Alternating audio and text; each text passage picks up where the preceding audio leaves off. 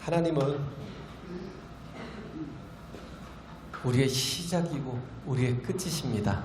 할렐루야.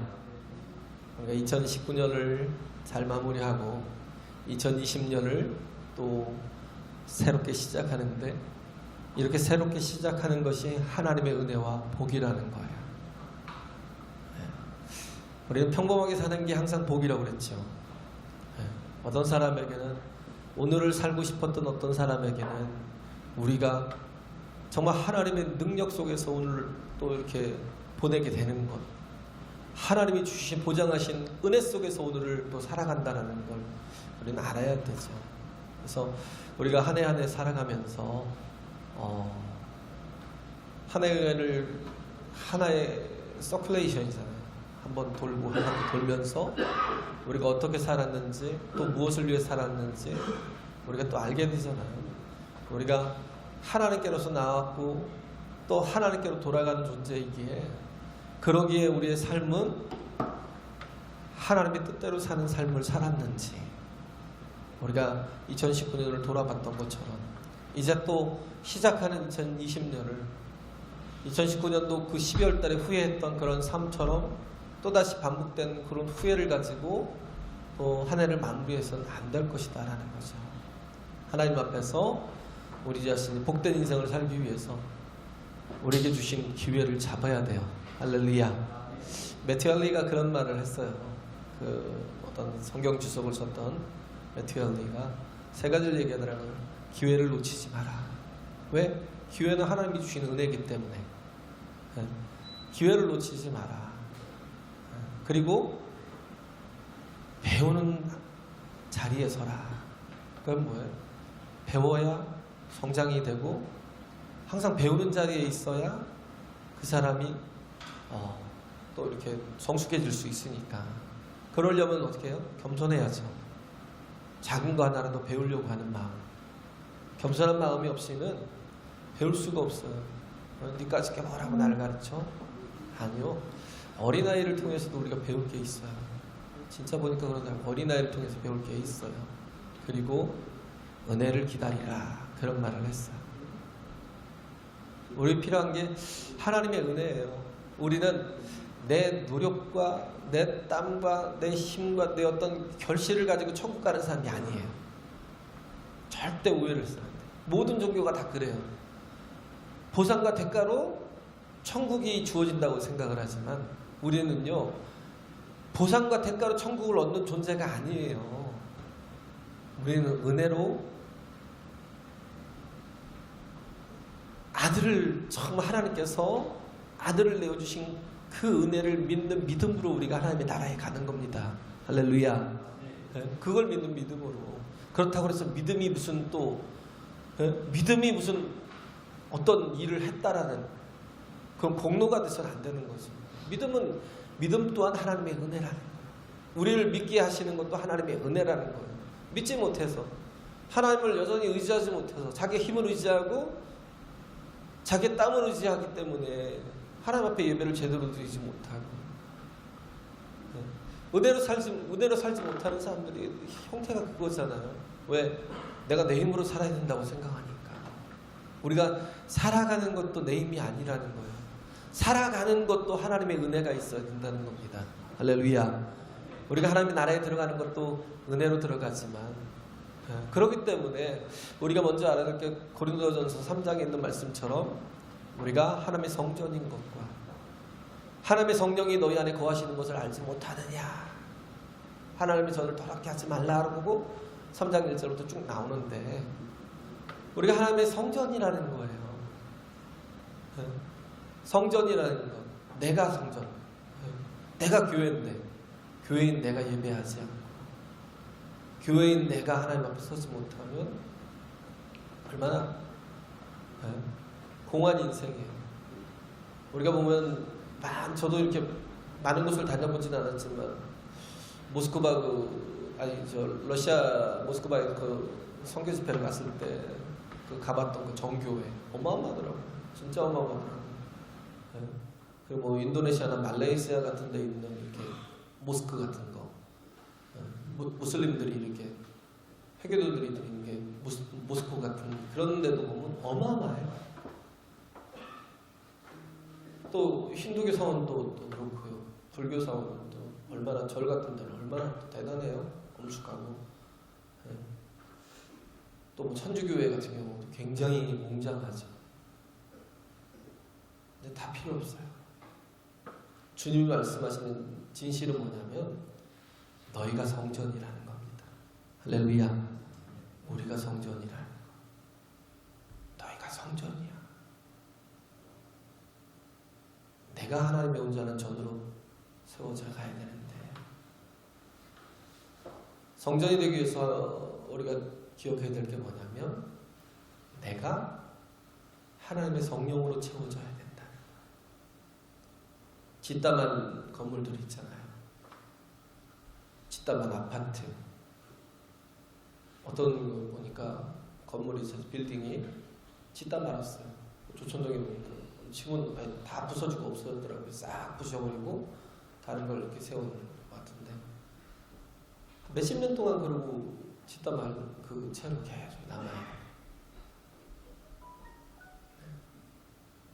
뭐 공장 같은 경우도 돈이 없어가지고 짓다가 공장도 그냥 그대로 뭐 어떻게든 폐가요, 흉가요 그러잖아요.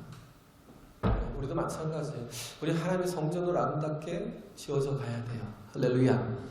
성전이기 때문에 하나님께서 아름답게 또 채우시는 은혜를 통해서 우리가 정말 세워져 가야 되는데, 지어져 가야 되는데, 우리 하나님 앞에 이룰 때까지, 하나님 앞에 이룰 때까지 내가 온전한 성전으로 지어져 가야 돼요. 그러기 위해서는 내가 한 해 한 해, 한 달 한 달, 하루하루 새로워지는 내 모습을 우리가 느낄 수 있어야죠. 정말 변화돼가는 모습들, 그런 모습들을 기대하고 설 수 있어야 돼요. 내가 하나님의 성전이기 때문에. 그러기 위해서 내가 온전한 성전을 서기 위해서 필요한 건 뭐냐면 성령으로 충만함을 받는 거예요. 할렐루야. 하나님이 나와 함께 하시는 것. 이 땅에 오신 하나님의 이름이 임마누엘이라고 했잖아요. 우리 가운데 함께 하신다. 가운데 함께 하시는, 내 안에 거하시는 그 하나님의 영이 함께 하시는. 그래서 우리 고린도전서 2장 14절 15절에 보면 두 가지가 극명하게 갈라지죠. 육의 사람과 영의 사람. 그렇죠? 육의 사람과 영의 사람이 갈라지고, 창세기 15장 같은 데 보면 신비에 새겨진 말씀이 있는 사람과 자기 잔머리로 사는 사람, 자기 아이디어를 가지고 사는 사람. 육의 사람과 영의 사람은 확실히 구별이 돼요. 근데 여기 지금 오늘 본문에 보면 누가 나오냐면 여기서부터는 다 고린도 교인들이 나와요. 35명 중에서 35명의 사람들 중에 27명을 누가복음 16장에서 27명을 소개하는데 그건 다 로마에 있는 교인들을 소개하는 거고요. 그들에게 문안하라, 문안하라, 문안하라, 문안하라 계속 나오는 거고, 그리고 나머지 8명은 고린도 교인들이 너희들에게 문안하느니라, 문안하느니라, 문안하느니라. 고린도의 성도들이 문안한다라는 거예요. 근데 이렇게 정말 아름다운 교회였던 고린도도 어느새 인간적인 교회로 타락할 수 있더라고요. 그래서 바울이 나중에 고린도 교회에다가 나중에 편지를 보내잖아요. 야, 너희가 다 은혜로 말미암아서 하나님으로 인해 구원을 얻고 너희가 성도가 된 게 아니냐. 고린도전서 1장에 보세요. 너희 중에 잘난 자가 누가 있느냐? 너희 중에 온전한 자가 누가 있느냐? 하나님께서 부유한 자도 없었고 다 가난했던 거 아니냐? 너희들이 몸이 또 건강했던 사람이 누가 있어? 다 불평했고 부족했고 연약했고 그랬던 사람들 아니야. 너희 중에 배운 사람이 누가 있어? 다 무식한 사람들 하나님께서 불러주신 거 아니야. 그런데 너희들이 말씀으로 좀 채워지니까 그 다음부터는 뭐예요? 교만해지는 거야. 교만해지는 거야. 뭔가 공로로 돌아가고. 정말 하나님이 눈에 또 신앙생활 하다 보면 하나님 눈에 보이지 않으니까 자꾸 사람을 쳐다봐요. 메시지를 들어야 되고 메시지를 붙들어야 되는데 자꾸 메신저를 쳐다봐요. 사람이 뭐라고. 요즘 병폐가 그거잖아요. 큰교회 대형교회 목사님들이 마치 신적인 아주 그 권위를 쥐고 내가 보기엔 그냥 눈에 보이는 예수님이 그렇게 섬겨요. 그렇게. 근데 사람은요 아무것도 아니에요. 그래서 바울이 얘기하는 게 고린도전서 2장에 얘기하는 게 뭐냐면 나는 심었다는 거예요. 나는 심고 아볼로는 물을 줬잖아. 처음에는 뭐 바울파, 뭐 아볼로파, 뭐 게바파, 그리스도파 이렇게 4개로 나눠졌다가 나중에는 한 2개 정도로 통합이 됐나 봐요. 그래도 고린도를 세운 바울이지. 을이잖아. 아니야. 아볼로 같은 사람이 어딨어. 어? 지금 우리를 목회하고 있는 아볼로 같은 사람은 대단한 거 아니야? 그러면서 또 아볼로에게 이렇게 집중이 되는 거야. 사람은 아무것도 아니에요. 사람은 아무것도 아닌데 자꾸 사람을 주목하고 사람을 높이고 그러다 보니까 서로 막 타락하고 서로 문제가 생기는 거예요. 나는 심었어요. 그 아볼로는 물을 주었어요. 그런데 아무것도 아니라는 거예요. 잘하게 하시는 이는 하나님이시잖아. 할렐루야. 잘하게 하시는 이는 하나님이시잖아. 그 얘기를 하는 거예요. 하나님을 의지하고 하나님을 정말 우리가 우리 안에 모시고 살 때 온전한 사람으로 세워져 가는 거예요. 온전한 자가 될 수 있는 거죠. 하나님을 우리가 모시고 살아가는 삶이 우리의 영적인 삶이잖아요. 그래서 우리가 하나님으로 먼저 채워져야 되고 하나님으로 인해서 온전해져 가야 되잖아요. 그래서 영에 속한 사람과 육에 속한 사람으로 분명히 나눠지는데 나중에 보면 교회 안에 또 그런 사람이 있는 거예요. 신부는 그리스도인인데 신분 자체는 그리스도인이라고 하는데 여전히 뭐예요? 말씀대로 살지 못하고 마음의 신비에 새겨진 말씀대로 하나님께서 새겨주신 말씀대로 순종하며 나가지 못하고 믿음으로 살지 못하고 뭘로 살아요? 여전히 육체의 것을 가지고 살아가는. 그럼 바울이 뭐라고 표현할 바가 없으니까 육체의 사람이래요. 앞에는 육의 사람이었는데 육의 사람과 영의 사람의 나눔이 있었는데 이제는 뭐냐면 육신의 사람이나 육체의 사람이나 육체의 사람. 신분은 그리스도인인데 삶은 육체의 사람. 참 안타까운 게 그거죠. 가장 안타까운 게 우리에게 모든 것의 중심이 하나님이 되어야 되고 모든 것의 프라이어리티가 우선순위가 하나님이 되어야 되는데 모든 게 다 세상적인 것이 항상 내일이 우선이에요. 자기 중심. 자기 중심. 하나님을 영원하게 하며 살아가는 게 성도가 되어야 되는데 다 자기 형편이 항상 앞서는. 가장 안타까운 게 육체의 사람이에요. 바울이 볼 때도 고린도 교회에 가장 안타까운 게 육체의 사람들이었다. 하나님을 절대 두려워하지 않아. 그 사람들도 표현하기를 뭐예요? 어린아이라고 표현해요. 어린아이. 즉 어린아이라는 게 뭐예요? 사람이잖아요. 어린아이는 짐승이에요? 분명히 사람이죠. 어린아이는 분명히 사람인데 애기가 뭐예요? 짐승 같은 짓을 해요. 자기가 싼똥을 또 막 만지고 어느 때는 입에다 집어넣기도 하고 똥오줌도 제대로 못 가리고 어떻게 보면 멀쩡하게 사람인데 사람 노릇을 못하는 애기는 그렇다 쳐요. 그래서 시간이 지나면 자라고 성숙해지고 온전해지는데 근데 그리스도를 믿는다고 거듭났다고 하는 사람들이 가만히 보면 여전히 육체로 사는 거예요. 여전히 세상 사람처럼 짐승처럼 사는 거예요.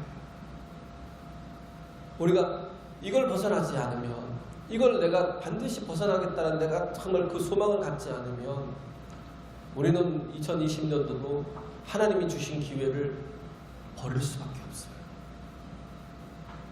하나님이 주신 이 기회를, 이 아름답게 하신 이 기회를 다 놓칠 수밖에 없어요. 고린도 교회에 얼마나 훌륭한 사람들이 많았어요. 여기서 정말 그 로마를 향해서 무난한 사람들 중에서 디모데가 있었고, 또 누가 있어요? 이 글을 썼던 더디오도 있었고. 더디오가 얼마나 훌륭한 사람이에요. 바울이 다메섹으로 이렇게 그리스도인들 사울일 때, 예수를 믿지 못했을 때, 만나지 못했을 때, 사울이었을 때 스데반을 죽이고 사기가 충천해서 군사들을 데리고 다메섹으로 가다가 거기서 그 도상에서 길에서 예수님을 만났잖아요. 사울아, 사울아, 너는 어찌하여 나를 핍박하느냐라고 할 때 그때 너무 밝은 빛을 봤어. 빛이 막 하나님의 영광이 확 둘러비친 거예요. 그러니까 너무 그러니까 눈이 멀은 거예요. 눈이 주여 뒤시우니까 앞은 보이지 않고 그냥 귀로 들리는 음성, 하나님의 음성에 집중하는 거예요. 주여 뒤시우니까 나는 네가 핍박하는 예수다. 그가 누군지 모르고, 우리가 오늘 믿는 예수가 누군지도 모르고, 그는 그때 만나서 변했지만 우리 수십 년을 믿어도 내가 믿는 예수님이 누군지 모르고 여전히 수십 년째 주여 누십니까? 라고 그렇게 묻고 있습니다. 나는 내가 만난 예수다. 그래서 그 음성을 듣고 다른 사람의 손에 끌려서 담에 들어갔을 때 아나니아라는 사람을 하나님 또 주님이 보내셔서 그의 병을 치료하셨는데, 그럼에도 불구하고 안질이 계속 있었던 것 같아요. 글을 제대로 쓰지 못하고 이 로마서뿐만 아니라 데살로니가라든지 다른 서신도 다른 사람들에 의해서 대필이 됐던, 얼마나 잘 쓰겠어요. 글을 썼으면, 본인이 썼으면. 다른 사람들이 다 대필하잖아요. 더디오라는 사람이 이 글을 대필해 주는데 자신도 몰랐을 거예요. 이렇게 길 줄은. 로마서 1장에서 16장까지 어마어마한, 근데 막 핵심적인 복음의 핵심들이 막 그 폭탄 같은 핵심들이 자기 쓰는 글에 막 담겨 있는 거예요. 근데 이렇게 쓰다가 지쳐갖고 다 제대로 쓰지 못해서 이 서신서가 보내지지 않았다면 로마서는 없었을 거예요. 성경이 어떻게 보면 신약 성경의 가장 핵이 되고 핵심이 되는, 우리의 신학의 진정한 복음을 알려주는 이 로마서가 없었겠죠. 근데 이 더디오가 바울에서 그 전하던 말을 하나도 빠짐없이 다 꼼꼼하게 잘 써가지고 그래가지고 그 편지를 보내면서 여기서 그러잖아요. 나 더디오가 너희에게 문안한다. 너무 기쁜 거예요. 잘 맞춰서. 나 더디오가 너희에게 문안하니. 이렇게 해서 정말 기록된 말씀이 2000년이 흘러온 지금까지도 우리에게 전해지고 있는 겁니다. 할렐루야. 한 사람이 충성된 일꾼 때문에 하나님의 정말 사람들이 그래요. 영원히 잊혀지지 않는 영적인 삶을 사는 결과들은요 정말 영원히 기억되는 거예요. 그러고 나서 더디오도 나오고 또 누가 나오냐면 누기오와 야손과 소시바더 같은 사람이 너에게 문안한다라고 그런 말이 나오고, 그리고 식주인 가이오도 너에게 문안하느니라. 식주인이라는 건 교회 살림을 도맡아 하는, 이 고린도 교회 살림을 아예 다 책임져 버리는 부유한 사람이에요. 다 책임져 버리는 거예요. 책임져 버리는 거. 가지고 있는 거 하나님을 위해서 쓰겠다고 다 책임지는 가이오라는 사람이 있다. 이게 지금도 뭐예요? 영원히 우리에게 전달되고 있잖아요. 네. 이 사람의 행적이 우리에게 지금도 본이 되고 있잖아요. 육적으로 살고 육체를 위해 사는 모든 것들은 다 자신의 얽매여서 자신만을 위해서 살지만, 그러나 우리가 믿음으로 살고 영으로 살고 내가 아닌 남을 위해서 정말 주께서 내게 주신 그 은혜를 또 많은 사람들에게 끼치며 살아가는 그런 사람들의 삶은요, 영적인 삶은요, 그건 영원히 가는 거예요. 할렐루야. 영원해요. 잊지 않아요. 잊혀지지 않습니다.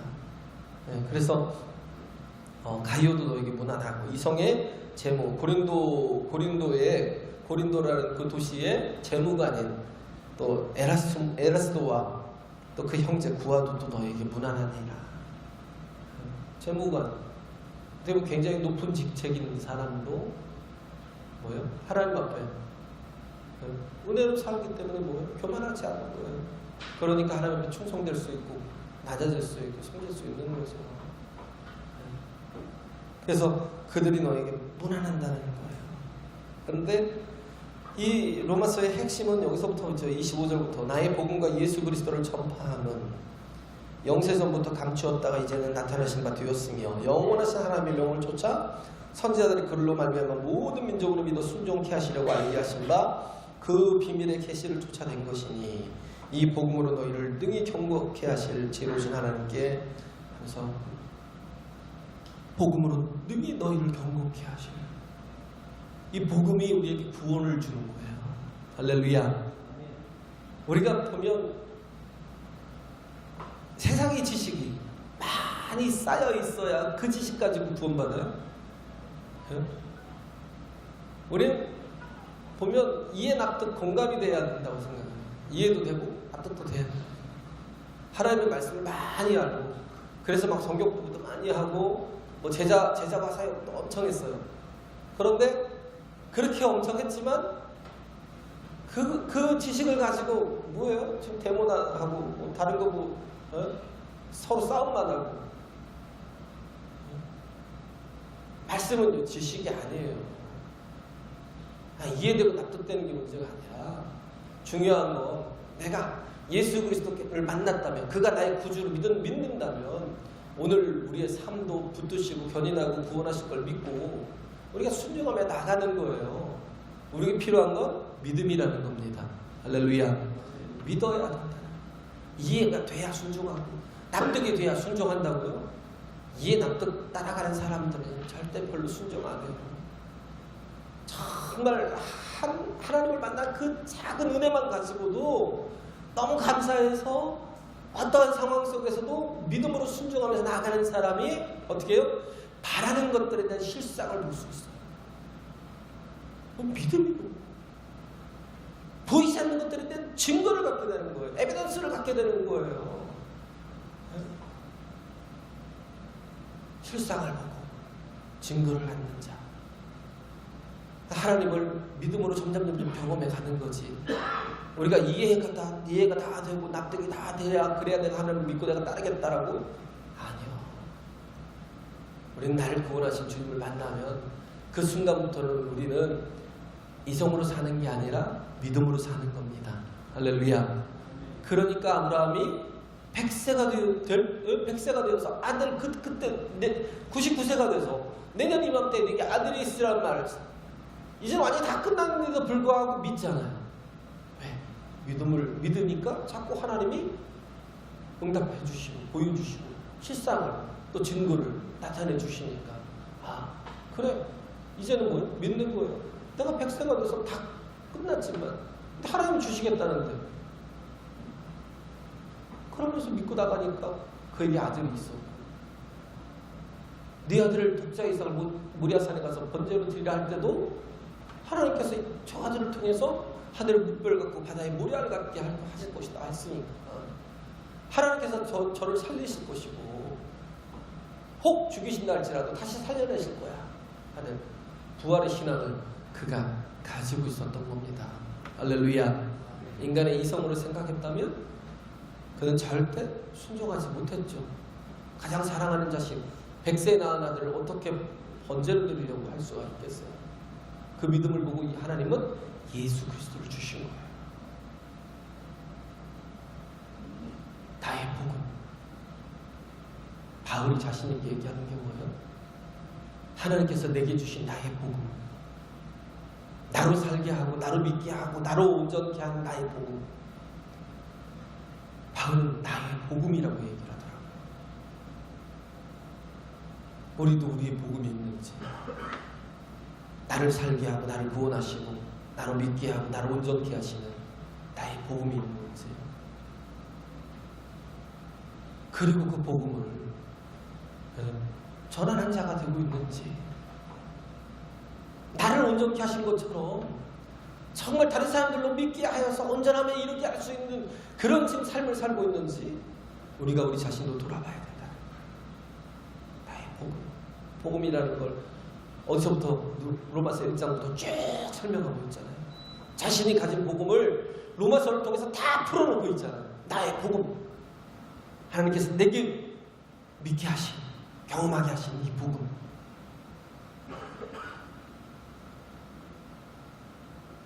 로마서가 그 얘기를 하고 있어요. 우리는 다 죄인이라는 거예요. 우린 다 실상의 죄인이잖아요. 죄로 말미암아 정말 그 자책하고 죄책을 갖고, 우리는 누가 할까 두렵고, 내가 죄인이기 때문에 당연히 나는 지옥에 갈 거라고 다 생각하지 천국 갈 거라고 생각 못해요. 세상에 어떤 사람도 자기가 온전하다고 생각하는 사람은 한 사람도 없어요. 다 알아요. 양심이. 하나님이 주신 양심이 있어서 난 다 죄인이 지옥 갈 놈이야. 지옥도 저 하나님 보기 갈 거야. 송철수님도 그랬잖아. 죽으면서. 왜? 그에게는 예수가 없으니까 답이 없는 거예요. 모든 사람이 다 그래요. 예수가 없으니까 답이 없는 거예요. 왜? 우리는 은혜가 아니면 도저히 구원받을 수 없거든요. 우리 은혜가 아니면 도무지 살 수가 없는 존재거든요. 하나님이 은혜를 베풀지 않으면 내 공로로요? 내 보상으로 대가로요? 다 가짜라니까요. 세상 종교들은. 그러니까 가짜예요. 우리 알잖아요. 내가 얼마나 죄인인가. 그래서 어떻게 해요? 다 죽는 거예요. 사망에 이르는 겁니다. 그게 복음이에요. 그런데 사망에 이를 뿐만 아니라 어떻게 했어요? 하나님이 우리를 사랑하신대요. 할렐루야. 하나님이 우리를 사랑하셔서 어떻게 해요? 어떻게 하면 저들을 구원할까라는 구원의 길을 찾으신 거예요. 사랑하니까 포기하지 않는 거예요. 여호와께 돌아가자라는 말 아까 찬양을 했잖아요. 여호와께 돌아가자 왜 찬양했냐면 그게 히스기야가 이스라엘이 다 망했어요. 이스라엘이 722년에 BC 722년에 망했어요. 그래가지고 살마네셀에게 다 망하고 나서 아수르의 살마네셀에게 망했어요. 그런데 살마네셀이 얼마나 악하게 했는지 모든 남자들을 다 죽여버렸어요. 그리고 여자들을 겁탈하고 강간하고 막 그러면서 어떻게 했어요? 혼혈족을 만들어버렸어요. 완전히 다 깨진 거예요. 왜? 그들이 하나님을 떠났기 때문에. 여로보암이 그 초막절을 지키러 이스라엘 사람들 내려가려고 할 때, 예루살렘으로 가려고 할 때 가지 못하게 막았어요. 여로보암이 반역을 일으켜서 10지파, 12개 중에 10지파가 다 떨어져 나갔잖아요. 이스라엘과 유다로 갈라졌잖아요. 못 가게 막고 단과 베델에서 제사를 드리게 하고 7월 15일이 아니라 7월 15일은 또 농번기라고 8월 15일 날 제사를 드리게 했어요. 그러니까 얼마나 악해요. 악인의 길을 행한 게 악인의 길 그러면 두 사람 여로보암과 아합의 길. 대부분의 이스라엘 왕들이 여로보암과 아합의 길을 따랐다는 거예요. 그런데 아하스라는 사람도 그렇게 악한 왕이었는데 그래서 세상의 모든 종교들을 다 갖고 유다 속에 들어왔는데 근데 그 아들 히스기야는요 그걸 다 정리해버리고 그리고 뭘로? 6월절로. 6월절이 뭐예요? 이스라엘의 정체성이에요. 애굽에서 나올 때 유월절을 지키며 무교절을 지키며 문인방과 문지방에 문설주에 양의 피를 바르고 나왔잖아요. 그래서 다시금 우리가 유월절을 지키자. 그런데 막상 보니까 1월 14일 날 드릴 수가 없는 거예요. 왜? 제사장들이 제대로 나와 있어요. 레위인들이 제대로 준비가 안 돼 있어요. 모든 게 다 엉망이에요. 거기다가 또 이 히스기야에 가지고 있던 생각이 뭐였냐면 저 이스라엘 사람들도 우리 같은 민족 아니냐. 저들을 또 같이 함께 와서 예배하게 하자. 그래서 도발꾼을 보내서 그들에게 복음을 전한 거죠. 전해서 다 내려와서 우리 같이 2월절을 지키자. 그래서 1월 14일이 아닌 2월 14일 날 한 달을 늦춘 거예요. 왜? 그게 민수기 9장 10절 11절에 나오기 때문에. 여로보암은 자신의 육신의 생각을 가지고 그렇게 해버렸지만, 한 달을 늦췄지만, 그러나 히스기야는 모든 사람들이 예배하기 위해서 근거를 찾은 거예요. 민수기 9장 10절 11절에 상이 나면 시체를 만들 부정할 수밖에 없잖아요. 그래서 여호와 2월절에 참석하지 못하는 자들이 있잖아요. 그러니까 그 다음 달에 참석하라고. 그리고 또 먼 원방에서 오는 사람들, 그 사람들을 위해서 한 달을 또 뒤에 더 할 수 있도록 하니까.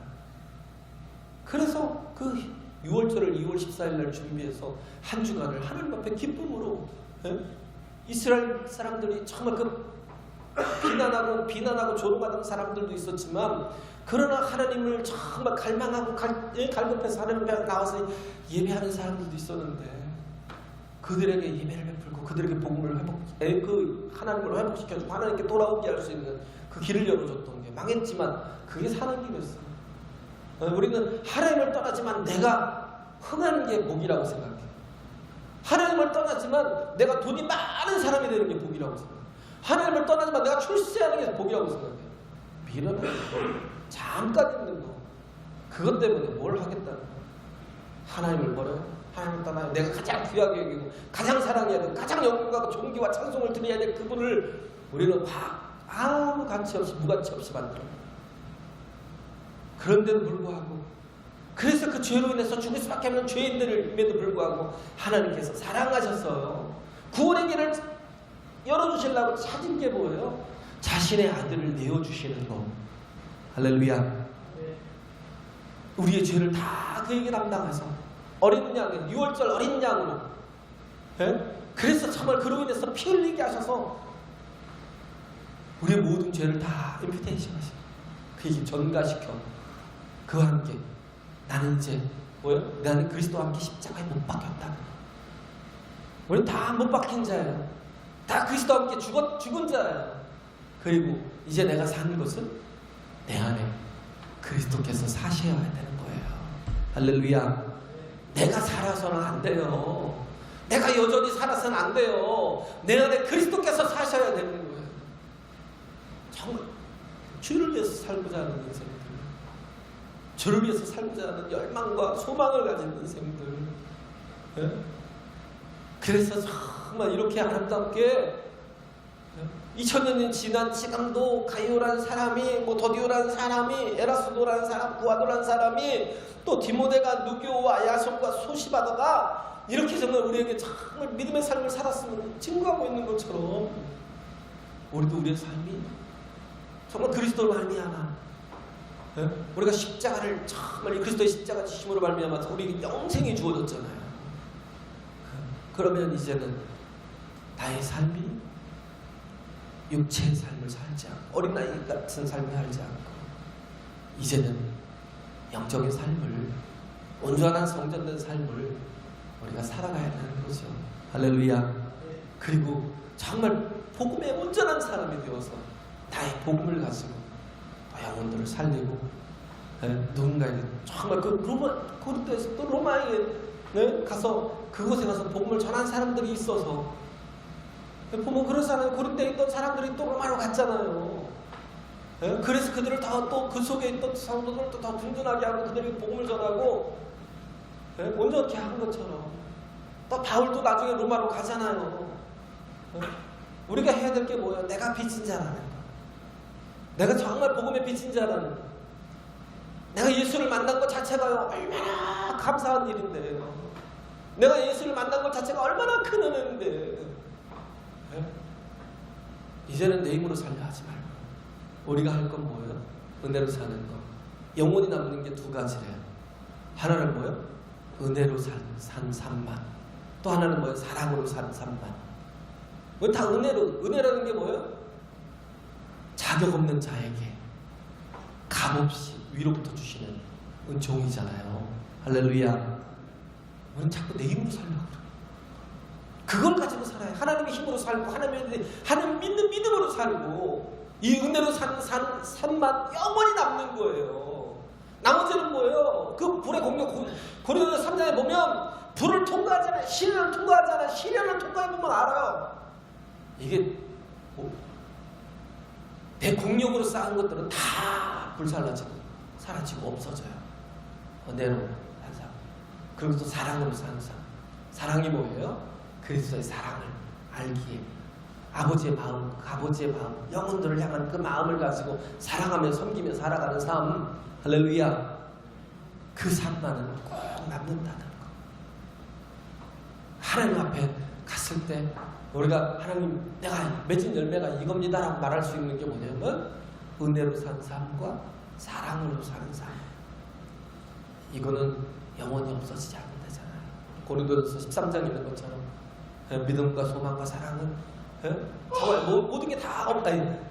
다 예언도 패하고 방언도 패하고 다 망하겠지만 그러나 사랑은 영원히 남는다라고 했잖아요. 믿음, 소망, 사랑은 이 세 가지는 영원히 함께 있지만 그러나 그 중에 제일은 사랑이다. 할렐루야. 우리에게 주어진 말씀. 그래서 은혜로 사는 것 모든 게 다 뭐예요? 하나님이 복음 주시고 하나님이 도우시고 하나님 공급하시는 것으로 사는 이렇게 정말 가이오가 굉장히 부유한 사람이지만 그럼에도 불구하고 그가 이 모든 게 다 하나님의 것인 걸 알았던 거예요. 그렇기 때문에 고린도 교회를 자신의 모든 재물을 다해서 섬겼던 거죠. 왜? 내 것이라고 생각 안 하니까. 그래요. 재물도 하나님의 것이고 내 자녀도 하나님의 것이고 가정도 하나님의 것이고 내게 잠시 맡겨두고라면 우리가 그걸 가지고 영혼을 거두는 그런 영적인 삶을 사는 게 우리 인생의 복이라는 겁니다. 할렐루야. 이렇게 이 복음으로 정말 온전히 능히 경고케 되길 간절히 바랍니다.